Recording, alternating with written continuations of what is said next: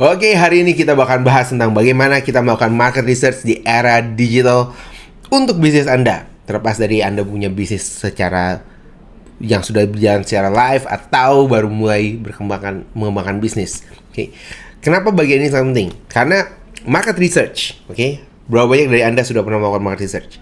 Market research adalah salah satu kunci keberhasilan dari sebuah bisnis, di mana sebelum sebuah produk diluncurkan atau mereka memproduksi sebuah produk, mereka perlu mengerti keadaan dari pasar terlebih dahulu. Oke. Hal ini sudah dilakukan sebelum era internet. Jauh sebelum era internet, mereka mengerti, perusahaan-perusahaan yang lebih besar mengerti bahwa hal ini harus dilakukan. Tantangannya kenapa baru belakangan ini banyak bisnis melakukan market research mereka sendiri, terlepas dari perusahaan mereka besar atau kecil, mereka semua melakukan market research. Alasannya sederhana. Karena data yang ada di market atau data yang bisa kita dapatkan jauh lebih mudah dan jauh lebih murah dibandingkan dengan sebelumnya.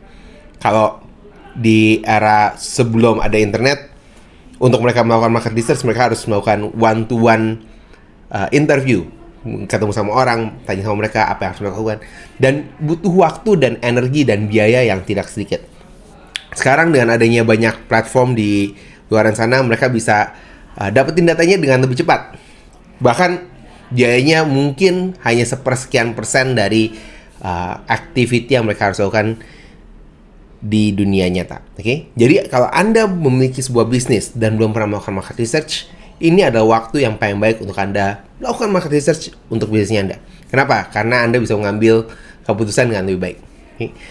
Market research, kalau kita ngomongin tentang digital marketing, siapa yang pertama kali menggunakan metode untuk market research? Awalnya banyak dilakukan oleh para SEO, orang-orang di optimizer. Mereka mau mengembangkan bisnisnya mereka secara digital, mereka menggunakan metode market research, atau mereka kenali dengan nama keyword research untuk mengetahui keadaan pasar. Jadi ada banyak tools di luar sana yang memberitahukan berapa besar orang-orang yang sedang mencari yang mereka sedang promosikan. Atau mereka bisa ngeliat, oh apa sih yang dicari sama orang-orang di luar sana. Semuanya base-nya adalah dari keyword research di dunia SEO. Nah, tantangannya adalah dari waktu awal, sebelum era internet, market research sangat mahal. Awal era internet, market research jadi lebih sederhana, lebih mudah. Tapi di saat ini, di tahun 2024 dan seterusnya, keyword research jadi sedikit sulit untuk dikerjakan. Kenapa? Karena para pengguna dari market yang ada, behaviornya mereka semua berubah. Bukan hanya behaviornya, tapi dari platform, dari tempat di mana kita mengaplikasikan keyword research ini, mereka semua juga berubah. Kalau kita ngomongin tentang SEO, semua banyak berbicara tentang Google, dan Google. Betul. Tapi Google udah gak pakai keyword. Jadi beberapa tahun terakhir dibilang keyword research is dead. Gak ada orang yang melakukan keyword research lagi. Menurut saya itu adalah tantangan atau itu adalah steps yang sangat salah untuk dilakukan oleh setiap bisnis. Karena research tetap harus dilakukan. Hanya saja keyword research-nya berubah. Cara kita melakukan keyword research nggak seperti zaman dulu lagi. Kalau dulu kita menggunakan tools seperti ada SEMrush tools, ada Google Keyword Planner, dan segala macam. Sekarang kita nggak mentah-mentah terima dari sana. Untuk melakukan keyword research, kita perlu satu tambahan, satu pengetahuan yang sedikit berbeda dari apa yang kita lakukan sebelum-sebelumnya. Saya beruntung mendapatkan sebuah buku, judulnya adalah Product-Led SEO, karangan dari Eli Schwartz. Dan di buku itu Eli sebagai optimizer, dia berbicara banyak tentang bagaimana model optimasi yang dia ambil, yang dia praktekkan, yang fokusnya bukan dari market research, bukan dari keyword research, tapi dari produk. Ini jadi satu pacuan atau satu acuan yang membuat saya berpikir bagaimana caranya mengaplikasikannya ke dalam setiap bisnis yang kita optimasi. apa yang harus mereka lakukan dari produknya. Jadi kombinasi antara produk dengan market. Setelah saya baca bukunya, masih banyak pertanyaan-pertanyaan yang muncul di kepala saya. Kalau Anda belum dapetin bukunya, Anda bisa cari bukunya. Judulnya adalah Product-Led SEO. Pertanyaannya adalah setelah kita baca, bagaimana kita performing, bagaimana kita melakukannya.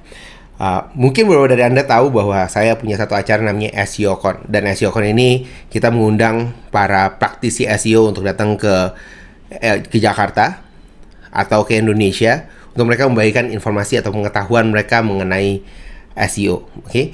Jadi dengan basis data yang saya punya, saya mengajak ke Eli, saya kontak dia, Eli, gimana kalau misalnya terbang ke Jakarta dan mengajarkan tentang product-led SEO ini. Saya mulai menghubungi dia dari beberapa tahun terakhir, nggak dapat support, belum dapat support lah ya. Tapi akhirnya tahun ini dia setuju dan dia mau pergi ke Jakarta bulan Juli, tanggal 16 Juli tepatnya. Dia akan mengajarkan bagaimana kita melakukan product-led SEO untuk bisnisnya Anda. Siapa yang perlu ikut ke acara ini? Bukan untuk semua orang, okay? Hanya Anda yang ingin mengembangkan bisnisnya Anda, maju ke level berikutnya dan ingin berkompetisi di market dalam beberapa tahun ke depan menggunakan metode product-led SEO yang bisa diterapkan bukan hanya pada Google. Kalau saya ngomongin SEO, banyak orang berpikir tentang Google.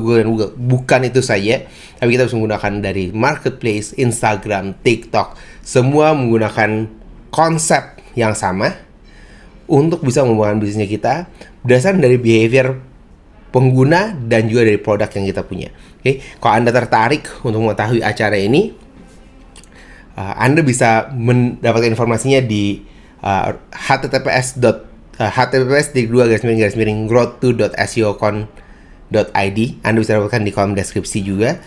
Dan kita mungkin akan bertemu. Saya nggak sabar untuk belajar lebih lanjut mengenai product-led SEO untuk diterapkan dalam bisnis saya.